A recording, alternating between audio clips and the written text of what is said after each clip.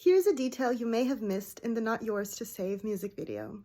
Let's talk a bit about the color design. So one of the things that I do when I try to control the color in a scene is I set a color for white and black. So the lightest color that I'm allowed to use and the darkest color I'm allowed to use, both of which should not be white or black. So in this case, I chose an off yellow for the white, and the black is this like dark purplish shadow in the background.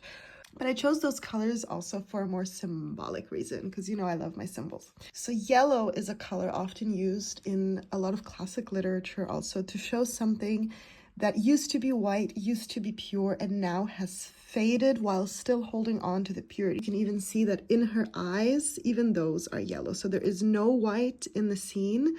So why yellow? In the story, what is currently happening is Zara has had a taste of what it could potentially be like to be dating Karis, but they're caught on two sides of a literal war. She is the heir to the throne in her kingdom, and she has not just fallen in love with the enemy, but also spent a lot of time outside of her own kingdom where she should be, kind of hanging out with him. And that makes her feel very guilty, but she's also literally tracing his touch on her. Now I kept this PG because this is going up on YouTube. I don't think in the story he actually like touched her arm like that, but he touched a lot of other things, which I wasn't going to show on YouTube. So let's keep it to that. Here we also have the letter.